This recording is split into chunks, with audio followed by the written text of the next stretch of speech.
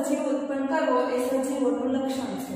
પોતાના જેવો જ નવો સજીવ એટલે આપણે વનસ્પતિમાં કેવું હોય છે કે આપણે વનસ્પતિમાં ફૂલ ઉગે છે, ફળ આપણે કહીએ કે દાડમનું ઝાડ છે, કેરીનું ઝાડ છે, ચીકુનું ઝાડ છે, એ બધામાં એક જ સરખું ઉગે છે, બરાબર? ચીકુ જ ઉગે છે, ચીકુના ઝાડ ઉપર ચીકુ જ ઉગે છે, કેરીના ઝાડ ઉપર કેરી જ ઉગે છે, બરાબર? તો આ બધું આમ પ્રજનનને કારણે થાય છે। જે વનસ્પતિઓમાં પણ પ્રજનનને કારણે થાય છે। આપણે અત્યારે જોવાનું છે કે વનસ્પતિમાં પ્રજનન કેવી રીતે થાય છે। સૌથી પહેલા તો આપણે પ્રજનન એટલે શું એ જોવું પડે છે। તો પ્રજનન એટલે શું કહેવાય છે? તો કે પિતૃમાંથી નવો સજીવ ઉત્પન્ન કરવાની ક્રિયા। પિતૃમાંથી એટલે કે પિતામાંથી નવો ઉત્પન્ન થાય છોડ, પિતામાંથી એટલે કે જે પહેલું ઝાડ હોય છે, પહેલો જે સજીવ હોય છે વનસ્પતિ, તો એમાંથી તે આપણે બીજો સજીવ ઉત્પન્ન કરીએ છીએ, બીજો છોડ ઉત્પન્ન કરીએ છીએ, એ જ વનસ્પતિમાંથી નવો છોડ ઉત્પન્ન કરીએ છીએ। આ પ્રક્રિયા છે પ્રજનન। પ્રજનન એટલે શું? પિતૃમાંથી નવો છોડ ઉત્પન્ન કરવાની ક્રિયા। પ્રજનનને રિપ્રોડક્શન પણ કહેવાય છે। એટલે કે જો આપણે ચીકુનું ઝાડ હોય તો એની ડાળી કાપીને આપણે જમીનમાં દાટીએ તો પાછું એ ઝાડ પાછું ઉગે છે, બરાબર? કલમ કહેવાય છે એક ટાઈપની, એ આગળ આપણે ભણવામાં આવશે। એટલે કે એક જ છોડ હોય, એક જ વનસ્પતિ હોય, એમાંથી આપણે બીજી વનસ્પતિ, બીજો છોડ ઉગવાની પ્રક્રિયા છે એ આપણે અહીંયા સમજવાની છે। તો જે પોતાના જેવો નવો સજીવ ઉત્પન્ન કરવો એ દરેક સજીવોનું લક્ષણ છે। અને પ્રજનન એટલે શું? તો કે પિતૃમાંથી નવો સજીવ ઉત્પન્ન કરવાની પ્રક્રિયા, જેને કહેવાય છે પ્રજનન। હવે આપણે પહેલો ટોપિક છે એટલે વનસ્પતિ કેવી રીતે પ્રજનન કરે છે, બરાબર? વનસ્પતિ કેવી રીતે પ્રજનન કરે છે આપણે એ જોવાનું છે કે વનસ્પતિમાં પ્રજનનના પ્રકારો। વનસ્પતિમાં પ્રજનન કયા કયા અંગો દ્વારા થતું હશે? તો એ મોટાભાગની વનસ્પતિ મૂળ, પ્રકાંડ અને પર્ણ ધરાવે છે, જેને વાનસ્પતિક અંગો કહે છે। હવે આપણે વનસ્પતિના અંગોને ક્રમમાં લેવા હોય તો સૌથી પહેલા આવે છે મૂળ। મૂળમાંથી પ્રકાંડ બને, પ્રકાંડમાંથી ડાળીઓ વિકસે છે, ડાળીઓ ઉપર પર્ણ આવે છે, પર્ણ પછી ફૂલ આવે છે અને ફૂલમાંથી બને છે ફળ। તો આ વાનસ્પતિક અંગો છે બધા। વનસ્પતિના અંગોને જો ક્રમબદ્ધમાં ગોઠવવા હોય તો કેવી રીતે ગોઠવી શકાય? તો કે મૂળ, પ્રકાંડ, ડાળી, પર્ણ, ફૂલ અને ફળ। તો એમાંથી જે મૂળ, પ્રકાંડ અને પર્ણ છે તે છે વાનસ્પતિક અંગો, જેના દ્વારા વનસ્પતિ પ્રજનન કરે છે। તો ચોક્કસ સમયગાળાની વૃદ્ધિ પછી વનસ્પતિમાં પુષ્પ જોવા મળે છે।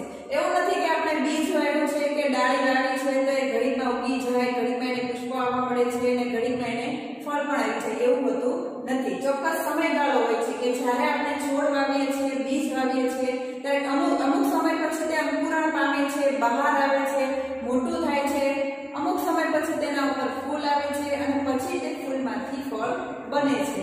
તો ચોક્કસ સમયગાળાની વૃદ્ધિ પછી વનસ્પતિમાં પુષ્પ જોવા મળે છે।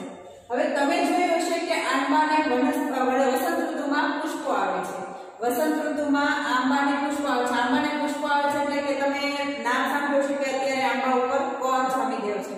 હવે કોર શું છે? તો આંબાનો કોર છે તે જે પુષ્પમાંથી કેરીનું નિર્માણ થાય છે, જે ઉનાળામાં આપણે ખાઈએ છીએ કેરી। તમે જોયું છે કે આંબાને વસંત ઋતુમાં પુષ્પો આવે છે અને આ એ જ પુષ્પો છે જેમાંથી આપણે કેરીનું નિર્માણ થાય છે। હવે જે કેરીનું નિર્માણ થાય છે તે આપણે છે ઉનાળામાં ખાઈએ છીએ કેરી, બરાબર? હવે જો આપણે કેરી ખાઈએ અને બીજ ફેંકી દઈએ છીએ કે બીજ તો સાથે ખાતા નથી, બરાબર? જ્યારે આપણે ફળ ખાઈને બીજ ફેંકી દઈએ છીએ ત્યારે એ બીજ અંકુરણ પામીને નવા છોડનું નિર્માણ કરે છે।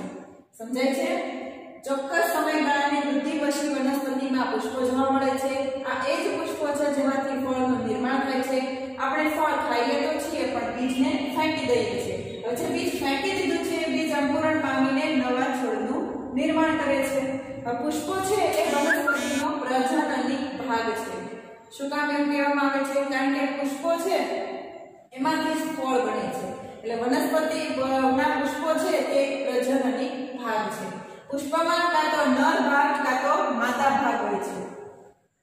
પુષ્પ કાં તો નર પુષ્પ હોય કાં તો માદા પુષ્પ હોય છે, બે જ ભાગમાં હોય છે, અથવા એક જ પુષ્પોમાં નર અને માદા બંને ભાગ હોય છે, બરાબર? પુષ્પો પણ જુદી જુદી પ્રકારના આવે છે।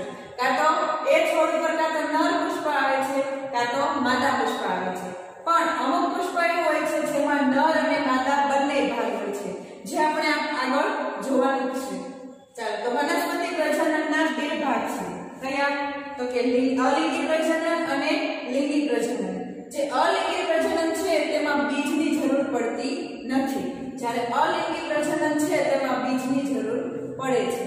હવે અલિંગી પ્રજનન છે એના પણ બીજા 4 પ્રકારો છે: વાનસ્પતિક પ્રજનન, કલિકા સર્જન, અવખંડન અને બીજાણુ સર્જન। બરાબર, આ 4 પદ્ધતિ છે પણ 4 માંથી એક પણ માં બીજની જરૂર પડતી નથી, એ બધા જ અલિંગી પ્રજનનના ભાગ છે।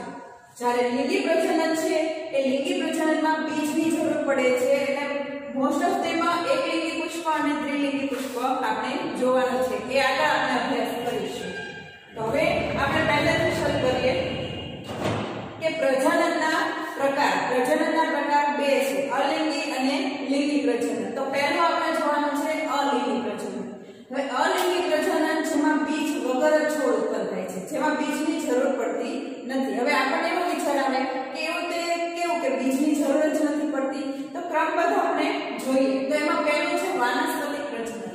વાનસ્પતિક પ્રજનન એ કલમ તરીકે ઓળખાય છે। કલમ, તમે નામ સાંભળ્યું હશે કે આપણે જમરૂખનું ઝાડ વાવો છો તો જમરૂખની કલમ લઈને રોપીએ છીએ, તો એવું કેવું, તો એમાં એવું આવે છે કે મૂળ, પ્રકાંડ, પર્ણ અને કલિકા જેવા વનસ્પતિના ભાગ દ્વારા નવી સંતતિ ઉત્પન્ન કરવામાં આવે છે। મૂળ, પ્રકાંડ અને પર્ણ અને કલિકાઓ જેવા વનસ્પતિના ભાગ દ્વારા, એટલે કે આ ભાગોમાંથી કેવી રીતે નવો છોડ ઉત્પન્ન કરી શકાય તે આપણે જોવાનું છે। આ પ્રજનન વનસ્પતિના અંગો દ્વારા થતું હોવાથી તેને વાનસ્પતિક પ્રજનન કહેવામાં આવે છે। નવો છોડ મૂળ, પ્રકાંડ, પર્ણ અને કલિકામાંથી ઉત્પન્ન થાય છે, એટલે કે એક જ ઝાડ છે તેનું મૂળ છે એ રોપો તો પણ થાય છે, પર્ણ, ડાળી, એ બધું છોડ મૂળ, પ્રકાંડ, પર્ણ અને કલિકામાંથી ઉત્પન્ન થાય છે। બરાબર, તેથી તે અસર પિતૃ જેવો જ હોય છે, એટલે કે જે ઝાડમાંથી આપણે કલમ બનાવી છે એ જ ઝાડમાંથી આપણે જે બીજો છોડ ઉત્પન્ન કરીએ છીએ તો પહેલા છોડ જેવા જ ગુણધર્મો ધરાવે છે, એના જેવા જ પુષ્પો આવે છે અને એના જેવા જ ફળો પણ આવે છે। તો કલમ દ્વારા પ્રજનન એ આપણે જોવાનું છે કે ગુલાબ, ચંપો, મહેંદી અને અળુની વેલ। અળુની વેલ એટલે કે જે તમે ઘરે પેલી ધનવેલ વાવો છો એ અળુની વેલ જ કહેવામાં આવે છે, મની પ્લાન્ટ તરીકે પણ ઓળખાય છે। તો એ બધું આવે છે કઈ રીતે, તો કે ડાળી હોય છે અને ગાંઠથી કાપીને જમીનમાં દાટવામાં આવે છે। તમે જે નાગરવેલ છે, અળુની વેલ છે, ચંપો, ગુલાબ, એ બધાના પ્રકાંડ ઉપર જે થોડી ગાંઠ જેવી રચના મળે છે। ગાંઠ એટલે શું છે, તો કે પ્રકાંડ અને ડાળીનો એ ભાગ જેમાંથી પર્ણ ઉદ્ભવે છે। હવે ગાંઠ એટલે શું છે, તો કે પ્રકાંડનો એવો ભાગ છે જ્યાંથી પર્ણ ઉદ્ભવે છે, એ ગાંઠથી કાપી નાખવાનું છે પ્રકાંડને, અને એ ગાંઠને પાછી જમીનમાં દાટવામાં આવે છે। જમીનમાં દાટવામાં આવે ત્યારે તેમાંથી પાછો નવો છોડ નિર્માણ પામે છે। હવે આ ફાયદા શું છે આના, તો કે આ પ્રકારના પ્રજનનથી ઝડપથી છોડ ઉત્પન્ન કરી શકાય છે। પેલું છે બીજ અંકુરણ પામે છે, ત્યાર પછી કુમળો છોડ થાય છે, ત્યાર પછી એમાંથી મોટું ઝાડ થાય છે। એના બદલામાં અહીંયા ગાંઠને જમીનમાં દાટવામાં આવે એટલે સીધો તેમાંથી નવો છોડ ઉત્પન્ન થઈ જાય છે। હવે ગાંઠ એટલે શું, તો કે પ્રકાંડ અને ડાળીનો એ ભાગ જેમાંથી પર્ણ ઉદ્ભવે છે, જ્યાંથી પર્ણ બહાર આવે છે એ ભાગ ગાંઠ કહેવામાં આવે છે। આ રીત વાનસ્પતિક પ્રજનનની કૃત્રિમ રીત છે। કૃત્રિમ રીત એટલે કે એમાં આપણે બીજ રોપવું પડતું નથી, ડાયરેક્ટ બીજ વગર જ આપણે ગાંઠમાંથી નવો છોડ ઉત્પન્ન થઈ જાય છે, એટલા માટે તેને કૃત્રિમ રીત કહેવામાં આવી છે। બરાબર, હવે તમે કલિકાઓને ફૂલમાં રૂપાંતરિત થતી જોઈ હશે। હવે કલિકાઓ એટલે ખબર પડે છે, કલિકા એટલે શું, તો કે એ ટૂંકું પ્રકાંડ છે જેમાંથી પ્રરોહ નિર્માણ પામે છે। હવે કલિકાઓ છે એમાંથી ફૂલ બને છે। હવે તમે ફૂલ બનતા તો જોઈ જ હશે। જે અપરિપક્વ નાના કુંબળા, અપરિપક્વ એટલે કે નાના કુંબળા આચ્છાદિત પર્ણ ધરાવે છે। હવે આવી આચ્છાદિત પર્ણ ધરાવે છે એવી કલિકા પણ નવા છોડનું નિર્માણ કરી શકે છે। અહીંયા હતું આ કલમ દ્વારા પ્રજનન। કલમ દ્વારા પ્રજનનના ઉદાહરણ આપો તો આપણે આ ગુલાબ, ચંપો, મહેંદી, અળુની વેલ, ધનવેલ એ બધું લઈ શકીએ છીએ। આ બધામાં એ પ્રકારનો ગાંઠ જોવા મળે છે। ગાંઠને આપણે જમીનમાં દાટીએ તો એમાંથી નવો છોડ ઉત્પન્ન થઈ શકે છે। હવે ગાંઠ એટલે શું, તો કે પ્રકાંડ અને ડાળીનો ભાગ જેમાંથી પર્ણ ઉદ્ભવે છે, અને કલિકામાંથી ફૂલનું નિર્માણ થાય છે, અને આ કલિકા એ ટૂંકું પ્રકાંડ છે જેમાંથી પ્રરોહ નિર્માણ થાય છે। આ કલિકામાંથી પણ આપણે એક નવા છોડનું નિર્માણ કરી શકીએ છીએ। બીજું છે પ્રકાંડ દ્વારા વાનસ્પતિક પ્રજનન। આ પહેલું જોયું તો એ કલમ દ્વારા પ્રજનન હતું, કલમ દ્વારા આપણે નવો છોડ ઉત્પન્ન કરી શકીએ છીએ। બીજું છે પ્રકાંડ દ્વારા વાનસ્પતિક પ્રજનન। પ્રકાંડ દ્વારા વાનસ્પતિક પ્રજનનના ઉદાહરણ તરીકે બટાકા, આદુ અને હળદર। કલમ દ્વારા પ્રજનન સમજવા માટે આપણે આકૃતિ 12.1 સમજવાની છે, અને બીજું છે પ્રકાંડ દ્વારા વાનસ્પતિક પ્રજનન। 12.3 જોવાની છે બરાબર। તો એમાં આપણે આપેલું છે ઉદાહરણ બટાકા આદુ અને હળદર। બટાકા જેમાં ડાઘા અને ચાઠા હોય છે, તમે એક બટેકું લેવો છો, બટેકાને 2-4 દિવસ રહેવા દો છો તો તેમાંથી સફેદ કલરનું જે ઉગી નીકળે છે બટેકાનું પ્રકાંડ હોય છે બરાબર। તો એ જે પ્રકાંડ છે એની નીચે જે આંખ હોય છે એને તમે બિલોની કાચથી જોઈ શકો છો।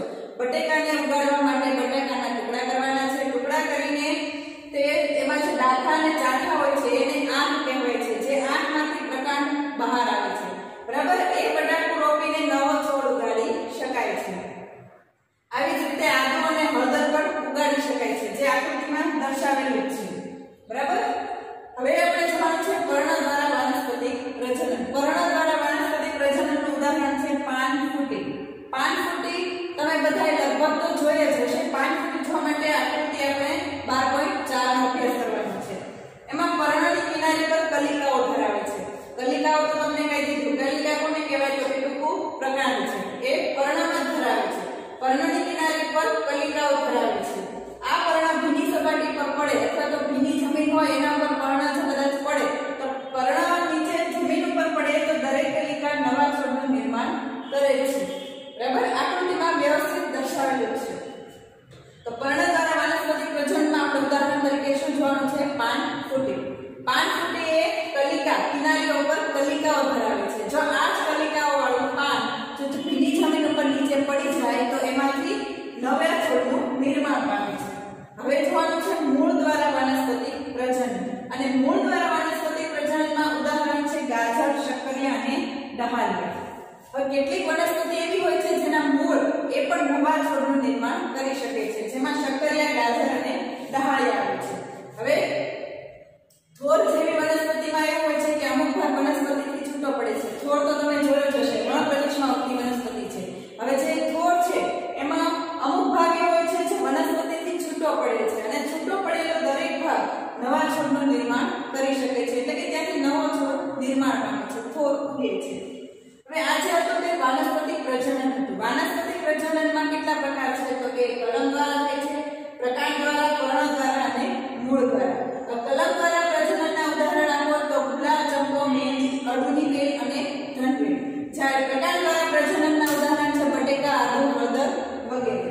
પર્ણ દ્વારા વાનસ્પતિક પ્રજનન છે તો કે ઉદાહરણ છે પાનફૂટી, અને મૂળ દ્વારા વાનસ્પતિક પ્રજનનના ઉદાહરણ છે ગાજર, શક્કરિયા અને ડહાલિયા। હવે આ બધું જ કેવી રીતે થાય છે તે આપણે ફરીથી એકવાર સમજી લઈએ। તો કલમ દ્વારા પ્રજનનમાં ડાળીને ગાંઠમાંથી કાપીને જમીનમાં દાટવામાં આવે છે। ગાંઠ કોને કહેવાય તો કે પ્રકાંડ અને ડાળીનો એક ભાગ જેમાંથી પર્ણ ઉદ્ભવે છે। અને બીજું તો કે એમાં કલિકાઓને ફૂલમાં રૂપાંતરિત થતી તમે બધાએ જોઈ જ હશે। તો એ કલિકા શું કહેવાય તો કે કલિકા ટૂંકું પ્રકાંડ છે જેમાંથી પ્રરોહનું નિર્માણ થાય છે, અને આ કલિકા છે એ પણ નવા છોડનું નિર્માણ કરી શકે છે। હવે બીજું છે વનસ્પતિ પ્રકાંડ દ્વારા વાનસ્પતિક પ્રજનન। પ્રકાંડ દ્વારા તો કે બટેટા, આદુ અને હળદર। બટેટામાં જે કાળા ચાઠા હોય છે, કાળા ડાઘા હોય છે તેને બટેટાની આંખ કહેવાય છે, અને એમાંથી પ્રકાંડ નિર્માણ પામે છે અને એમાંથી આખું નવો બટાકાનો છોડ રોપી શકાય છે, ઉગાડી શકાય છે। ચાલો હવે જોવાનું છે પર્ણ દ્વારા વાનસ્પતિક પ્રજનન। પર્ણ દ્વારા વાનસ્પતિક પ્રજનનનું ઉદાહરણ છે પાનફૂટી। પાનફૂટી એ એની કિનારી ઉપર કલિકાઓ ધરાવે છે બરાબર। હવે આ પાન જો જમીન ઉપર પડે અથવા તો ભીની જમીન ઉપર પડે બરાબર, તો એ જમીન ઉપર પડતા એ કલિકા નવા છોડનું નિર્માણ કરી શકે છે। મૂળ દ્વારા વાનસ્પતિક પ્રજનનના ઉદાહરણ છે ગાજર, શક્કરિયા અને ડહાલિયા। હવે મૂળ દ્વારા પ્રજનનમાં એવું હોય કે અમુક વનસ્પતિના મૂળ એવા હોય છે કે જે નવો છોડ ઉત્પન્ન કરી શકે છે, તો તેના ઉદાહરણ છે શક્કરિયા, ગાજર અને ડહાલિયા। હવે થોર જેવી વનસ્પતિમાં અમુક ભાગ વનસ્પતિમાંથી છૂટો પડે છે અને દરેક ભાગ નવા છોડનું સર્જન કરે છે। હવે આપણને એવું થાય, સવાલ થાય કે વાનસ્પતિક પ્રજનન છે તેનાથી ફાયદા શું થતા હશે?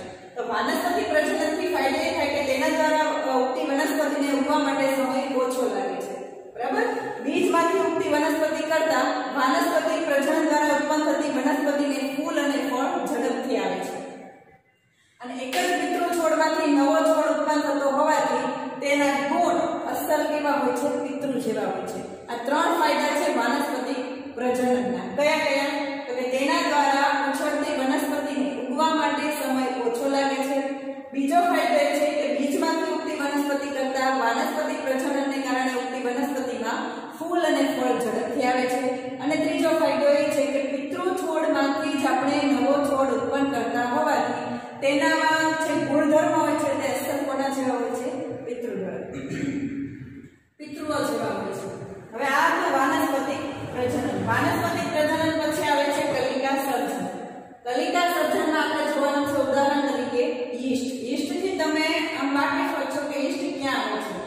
યીસ્ટ એકકોષી સજીવ છે જે નરી આંખે જોઈ શકાતું નથી. તેને સૂક્ષ્મદર્શક યંત્ર દ્વારા જોવામાં આવે છે. જો પૂરતા પ્રમાણમાં એને પોષક દ્રવ્યો આપીએ તો તે વૃદ્ધિ પામે છે અને અમુક સમયે બહુગુણિત થાય છે. બહુગુણિત એટલે એનો ચોક્કસ સમય હોય છે. ચોક્કસ સમય, યોગ્ય સમય આપણે એને વૃદ્ધિ પૂરતા પ્રમાણમાં પોષક દ્રવ્યો આપીએ તો તે વૃદ્ધિ પામીને બહુગુણિત થાય છે, એટલે ડબલ થાય છે. તેના કોષમાં નાનો બલ્બ જેવું પ્રલંબન જોવા મળે છે જેને કલિકા કહેવાય છે. યીસ્ટનો કોષ આવો હોય છે. સૂક્ષ્મદર્શક યંત્રમાં જોતા આપણને યીસ્ટનો કોષ કેવો દેખાય છે? આવો. હવે જે પોષક તત્વો આપીએ છીએ આપણે ત્યારે ચોક્કસ સમયમાં વૃદ્ધિ પામે છે અને અમુક સમયે બહુગુણિત થાય છે, જે કલિકા સર્જન દ્વારા પ્રજનન કરે છે. પહેલા તો યીસ્ટનો કોષ આવો હોય છે. હવે તેના કોષમાંથી નાનું બલ્બ જેવું પ્રલંબન જોવા મળે છે જેને કહેવાય છે કલિકા. બલ્બ જેવું પ્રલંબન એટલે કે આ ભાગ. બરાબર? યીસ્ટના કોષમાંથી બલ્બ જેવું પ્રલંબન જોવા મળે છે જેને કલિકા કહેવાય છે. આ વિકાસને કલિકા જ કહેવાય છે કે જે છોડ એક નવો કોષ ઉત્પન્ન કરવાનો છે. તો કલિકા વિકાસ પામીને પિતૃકોષથી અલગ થઈ જાય છે. આ દેખાય છે?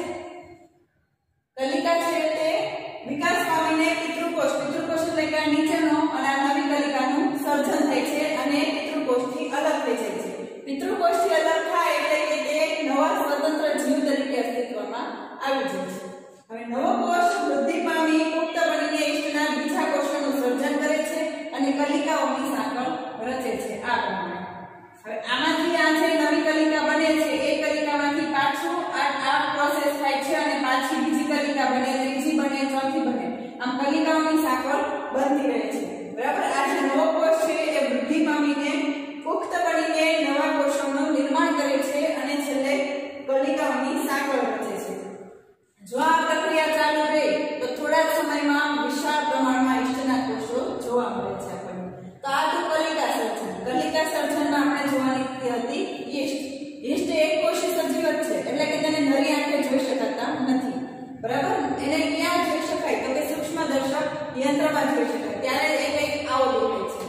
હવે જો પૂરતા પ્રમાણમાં પોષક દ્રવ્ય આપીએ તો આ યીસ્ટનો સેલ છે તે વૃદ્ધિ પામે છે અને અમુક સમયે બહુગુણિત થાય છે. હવે એમાં કલિકા સર્જન કઈ રીતે થાય છે એ જોવાનું છે. તો સૌથી પહેલા આપણે યીસ્ટનો કોષ છે એમાંથી નાનો બલ્બ જેવું પ્રલંબન જોવા મળે છે જે કલિકા તરીકે ઓળખાય છે. આ વિકાસની કલિકા જ કહેવાય છે જેમાંથી સંપૂર્ણ કોષ બનવાનો છે. હવે કલિકા વિકાસ પામીને પિતૃકોષથી અલગ પડે છે અને સ્વતંત્ર નવા જીવ તરીકે વર્તે છે. હવે નવો કોષ છે તે વૃદ્ધિ પામે છે, પુખ્ત બને છે અને બીજા કોષોનું નિર્માણ કરે છે અને ધીરે ધીરે કલિકાઓની સાંકળ આ રચાતી જાય છે. હવે જો આવી પ્રક્રિયા ચાલુ રહે લાંબા સમય સુધી તો એક જ થોડીક જ વારમાં વિશાળ સંખ્યામાં યીસ્ટના કોષો જોવા મળે છે. મિત્રો આ આપણું કલિકા સર્જન. હવે ત્રીજું છે અવખંડન. અવખંડનનો ટોપિક જોવા માટે આપણે સમજવાની છે આકૃતિ 12.6. હવે તે આપણે લીલનું નામ તો આપણે સાંભળેલું છે. બરાબર? તમે જમીન વરસાદ પડે છે ત્યારે તમારી અગાશીમાં જ્યાં પાણી ભરાઈ રહે છે અથવા તો એવા બધા સ્થળ કે જ્યાં પાણી એક જથ્થા ભરાઈ રહે છે તો એ પાણીમાં લીલા રંગનો ચીકણો પદાર્થ જામી જાય છે જેને આપણે લીલ તરીકે ઓળખીએ છીએ. તો અવખંડનમાં ઉદાહરણમાં જો છે સ્પાઇરોગાયરા. સ્પાઇરોગાયરા એક પ્રકારની લીલ છે. તળાવ કે સ્થિર પાણીમાં ચીકણો લીલો જથ્થો તમે જોયો જ હશે. તે લીલ તરીકે ઓળખાય છે. જો પૂરતા પ્રમાણમાં એને પણ પાણી અને પોષક દ્રવ્યો મળી રહે તો તે ઉગી નીકળે છે. બરાબર? અને તે સ્વાવલંબી વનસ્પતિ છે. સ્વાવલંબી એટલે કેવું કે તે બીજા ઉપર આધાર રાખતું નથી. બીજા ઉપર આધાર રાખતા હોય તેને પરાવલંબી કહેવાય. જેમ કે આપણે મનુષ્ય પોતાના જીવનને ટકાવી રાખવા માટે કેટલી બધી વસ્તુઓ પર આધાર રાખે છે. બરાબર? તો આ જે લીલ છે તેને ચોક્કસ પ્રમાણમાં પાણી અને પોષક દ્રવ્યો મળી રહે તો તે જાતે જ ઉગી નીકળે છે. તે કોઈના ઉપર આધાર રાખતી નથી એટલે કે તે સ્વાવલંબી છે. અવખંડન દ્વારા ખૂબ જ ઝડપથી તે બહુગુણિત થાય છે. બહુગુણિત થાય એટલે કે ડબલ થાય છે. આ જે અવખંડનની પ્રક્રિયા છે એના દ્વારા તે ખૂબ જ ઝડપથી બહુગુણિત થાય છે અને લીલનો તંતુ બે ટુકડાઓમાં વિભાજિત થાય છે.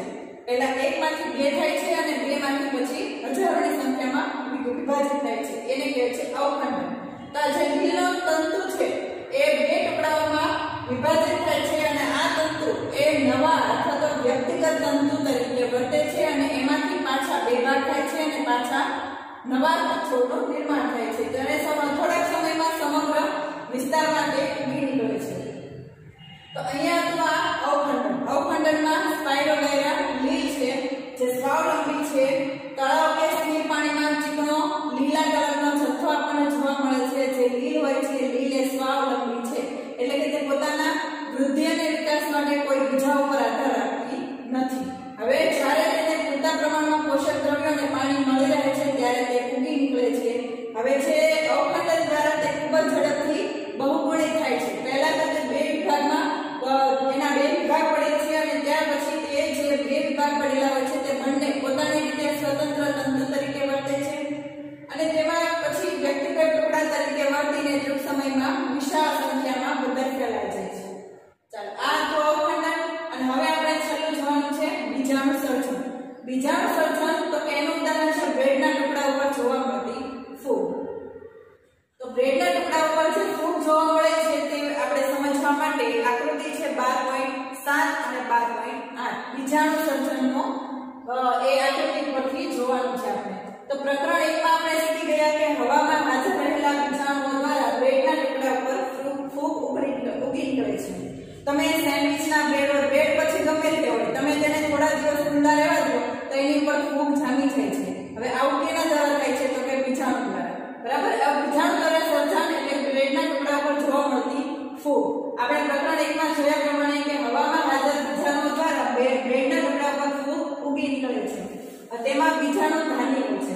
હવે અહીંયા જુઓ, આ જે ફૂગનું આપણે ચિત્ર દોરેલું છે તો એ બીજાણુ ધાની એટલે કે આ ભાગ. બરાબર, બ્રેડના ટુકડા ઉપર જે હવામાં હાજર બીજાણુઓ દ્વારા ફૂગ ઉગી નીકળે છે તો તેમાં પણ શું હોય છે? બીજાણુ ધાની. આ ફૂગમાં બીજાણુ ધાની હોય છે અને બીજાણુ ધાનીમાં બીજાણુ હોય છે. હવે એ ફૂગમાં જે બીજાણુ છે બીજાણુ એ અલિંગી પ્રજનન અંગ કહેવાય છે. આ જે બીજાણુ છે તે અલિંગી પ્રજનન અંગ કહેવાય છે ફૂગમાં. બરાબર, હવે દરેક બીજાણુ સખત રક્ષણાત્મક કવચ ધરાવે છે. આ જે બીજાણુ છે એ સખત રક્ષણાત્મક કવચ ધરાવે છે જેના લીધે તે ઊંચા તાપમાન અને ભેજમાં પણ ટકી રહે છે. વજનમાં હલકા હોવાથી તે ખૂબ જ લાંબુ અંતર કાપી શકે છે અને લાંબો સમય સુધી અસ્તિત્વ ટકાવી શકે છે. જ્યારે બીજ અનુકૂળ સંજોગો પ્રાપ્ત થાય ત્યારે અંકુરણ પામે છે અને નવા સજીવ તરીકે વર્તે છે. જે આ બીજાણુ દેખાય છે એની આપણે વાત કરીએ છીએ. મોસ અને હંસરાજ, આ જે વનસ્પતિ છે એ બીજાણુ સર્જનની પ્રક્રિયા દ્વારા પ્રજનન કરે છે.